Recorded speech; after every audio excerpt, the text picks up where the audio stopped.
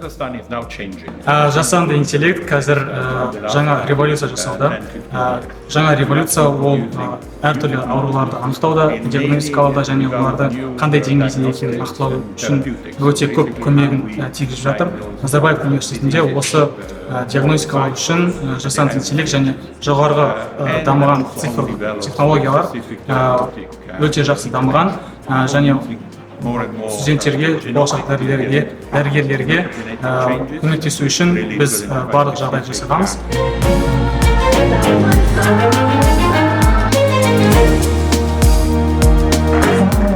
Классное чувство врача – это когда твой пациент выписывается домой с улыбкой на лице, здоровье.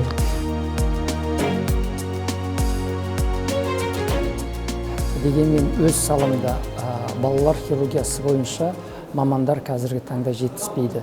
Әлемде іште жатқан балаға туа біткен ақауларды көріп, тауып, және іште жатқанда оталар жасалынады.